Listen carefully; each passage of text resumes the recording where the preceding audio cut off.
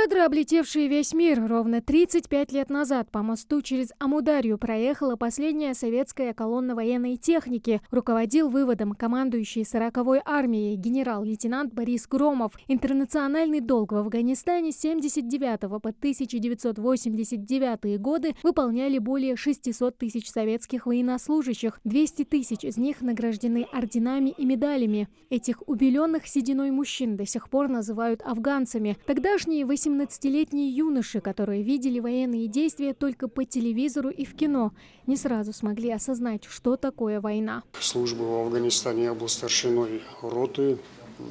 Моя рота, мы обслуживали полеты. Часть моих подчиненных – это на обслуживание полетов вертолетов и самолетов.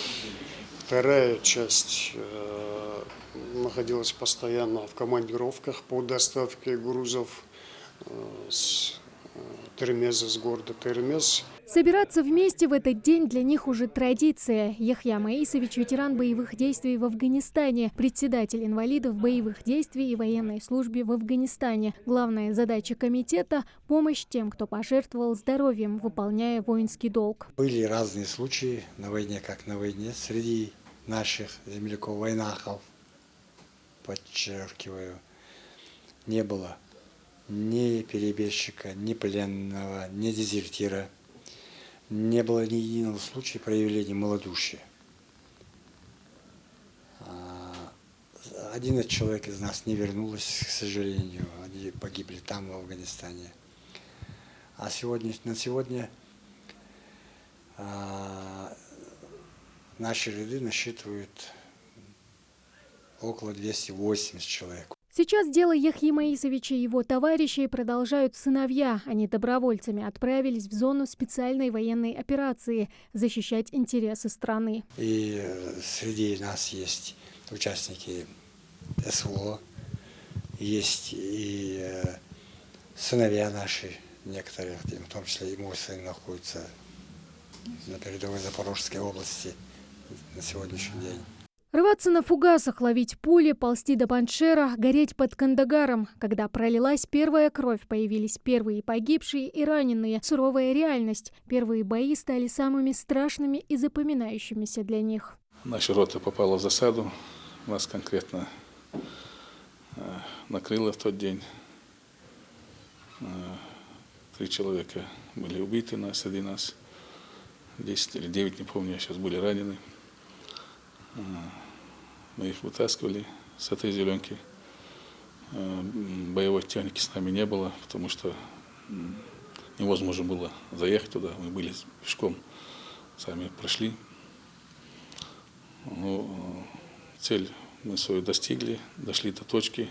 Память о тех событиях трепетно хранят товарищи по оружию, семьи, близкие тех, кто прошел через эту войну. Многие из них занимаются патриотической работой среди молодежи, студентов и школьников. Рассказывают о героических подвигах своих боевых товарищей и друзей. Наши военные защищали там не только дружественный нам афганский народ, но и интересы своего государства.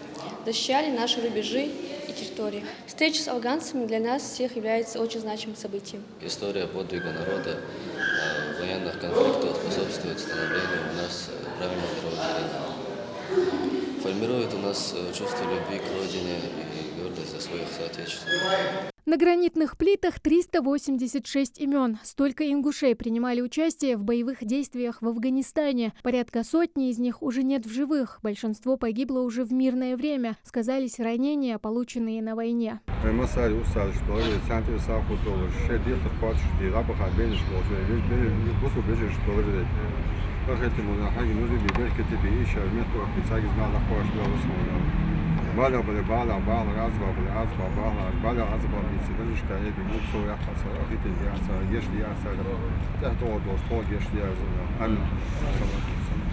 15 февраля – это не День Победы и не время отступления. Это дата, объединяющая тысячи спасенных жизней, которые неизменно приходят к монументам памяти, склонить головы или прочитать дуа за тех, кто так и не услышал приказ возвращаться домой. Это более 15 тысяч человек. Мусе Эльдиеву было всего 20, когда он погиб, подорвавшись на вражеской мине. Памятник ему установлен во дворе школы-интерната Малгобека, где он когда-то учился. Я уже в мае 81-го я уже дома был, он в ноябре должен был прийти. Ожил не сердце в сентябре.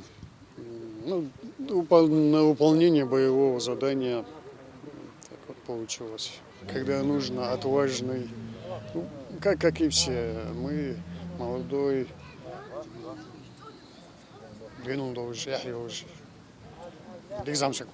Советские солдаты достойно выполняли боевые задачи, помогали местному населению, строили больницы и школы и, не уронив достоинства, покинули страну. Тамара Хшагульгова, Асхаб Белакиев, Магаз 24.